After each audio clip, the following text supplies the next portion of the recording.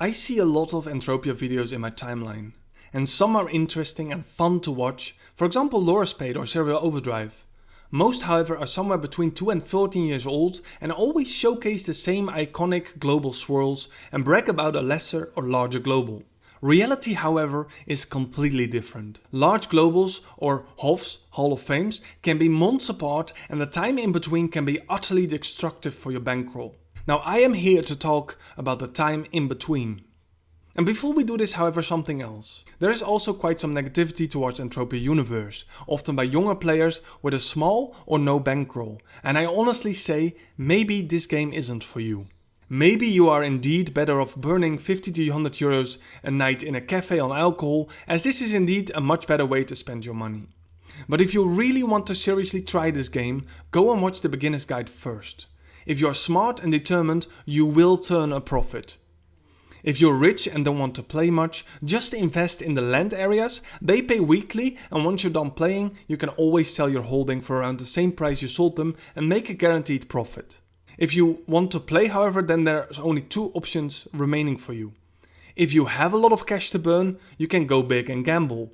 You can win big or lose big. Be the whale you are born to be. For most of us, however, there will only be the last option. Play smart. The game will never pay you more than you put in. We all know this. You don't have to yell this in full caps. A business can't exist as philanthropic entity. They will go bankrupt. But with minor brain functionality, you will quickly realize there are plenty of ways to make money. For this video, we will be doing a ton of runs. We will also do 100 mobs per run and then we explain why we should or shouldn't hunt those and what went right or wrong. I can show you big globals, but I won't. Not this video. These are the bad runs and what you can do to soften those blows. The worst thing you can do in this game is hunt. Wait, what? Hear me out. If you take the 3 main ways to cycle pet, which is the currency in game, you have hunting, mining and crafting. Out of those 3, you can mine and craft for quite some time without noticing much bankroll difference. It's much more stable. Hunting however can be draining fast since you often burn more ped at a much higher rate. A bad streak can clean out your wallet and if you didn't prepare the money for the hunt beforehand. And therefore hunting is much closer to gambling than the other 2 professions. That is my opinion, basically due to the options you have. If you go hunt bosses, you slide the slider much more to gambling, but if you hunt smaller game with lower overhead costs and useful drops, you can manage just as fine as the other professions. Now let's start our first hunt. And the first run is troopers. We need them. Every drop they drop is perfect for me as gun crafter. I am a miner and a crafter, so I don't hunt much. But every so now and then I have to go out to get some vital materials. For my guns I need hardened metal mountings and those monsters drop the robot weapon grips I need. I use a tracker for my expenses called Entropia Tally. I need to add the guns I use manually and make sets of them with the right overhead costs. I'm currently shooting with my Pyron with a good amp on it, which somewhat corrects the horrible efficiency the gun has. But why would I shoot with a low efficiency gun, you say? There's only one reason for this. I can hunt them without taking much damage. You will see much more examples of this later in the video. I literally weigh out range for healing costs. I can shoot them a few times or even fully kill them without getting hit and thus lessen the overall costs. A very clean run was this. Overall loss was 70 pet. We will subtract 5 pet repairs as well per run and sometimes more, sometimes less. So the overall loss is 22 pet. Oh, you came here for the big globals. I told you these are the bad runs. This is where you learn. 253 robot weapon grips dropped, which is close to 15 pet. Not too much, and with a markup of 110%, the value is about 16.5 pet. If I were to sell them, I can subtract them from that loss. The 9-10 pet robot filters don't have much markup however. The second components around 10 pet will have a markup of 105 to 110%. So will be good for another pet. All in all, the total run value is around 19 pet loss. The second run on the same monsters wasn't much better. 36 pet loss, with a markup and the healing cost calculated. And the same counts for the third run and the fourth run, all exactly the same. As you can see in those 4 runs, I slowly bled money. So 400 mobs drop nothing special. All of these runs have around 90% returns with a 50% efficiency rifle and low healing costs. That means you lose money. It's not all bad runs of course, because the 5th run changed everything. I run into a special trooper which seemingly spawns here after you grind well at least 400 troopers and it global hard. And now I'm at a profit. But nothing useful, no markup on the gun and the rest was shrapnel. All this time I keep cycling my ped. I start with 300 ped ammo and convert to shrapnel and keep going. Knowing how much ammo I had when I go into a hunt will manage my losses much better. The 6th run I noticed an event at Fort Lahar, so I decided to join in. Overall a pretty bad run, but the boss did drop something to make the returns not sit at 70%. A complete waste of ammo, as there's nothing I need from any of those event monsters. With your runs only given 90% back of what you put in, how on earth would you make a profit? Well, the answer is, these are not the right monsters for you. I hunt them because I need the materials. Buying those from auction will cost me 110%, which way heavier for me than trying to get them. Where I know my return will only be 90%, but can be more. If I global on robot weapon grips, I am completely saturated for a long time. Also, the market can get really scarce on these. Why hunting yourself also would be better is something I let ChatGPT explain to you, and you do with it what you please. Don't forget that my guns often sell for 20 ped or more as well, bringing in more profit. The high robots drop my grips and filters, but there's another component I need: low loss link cables. They drop from the lower robots called drones. The great thing is that all my robots gathered around the same area, which makes things significantly easier. First run was absolutely clean, -5 ped repairs, nearly +5 ped markup on the cables, found some other components, let's throw in another 2 ped on markup value, and then I reset my tally for some reason on the 2nd run, so a bit smaller run with abysmal results, which were done on slightly higher drokas, which did drop the robot weapon grips as well. If you would track your loots, you will see approximately every 20 mob will drop a larger loot. If those are minimal, you're in trouble. But then the last run corrected it a bit again and it was a decent run. Those last 3 runs I did with a much higher efficiency gun called the Limited R Matrix 25. With a decent amp you can get the efficiency much closer to 70%, but don't forget you often pay markup for limited guns. Well, not me of course, as I craft them myself, but I do pay markup for the amplifiers I put on them. I also got a generic fuse which has a 240% markup and a value of 5 ped, so let's add 7 ped to the markup bonus for that as well. Seeing drokas dropping the higher robot materials, I am not about to give up and fight my way through some more droka armies. However, they are costly to hunt, as those mobs refuse to have a decent return. So let's put all these monsters in the category: I'm a crafter, I need their materials, hunting those is a high priority. It's good even when only getting 90% returns, not mentioning the drokas, which will go on my bad monster list.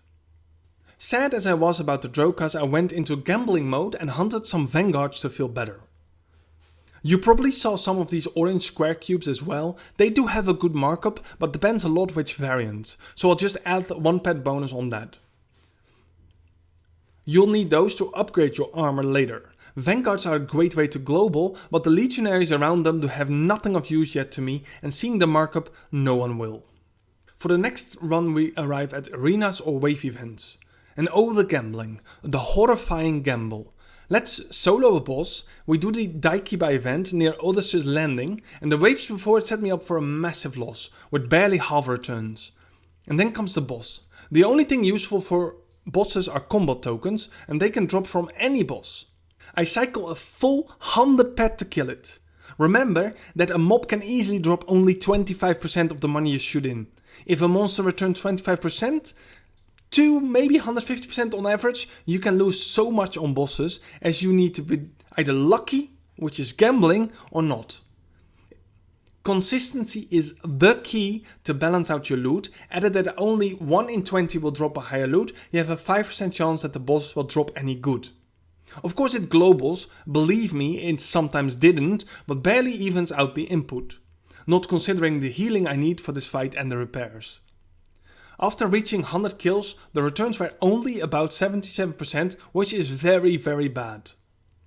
All things they drop: eye oil, which I need a lot though, and animal hide, and those may be the best, but only at 103% max markup, Generous when I give myself 3 pet markup for this run.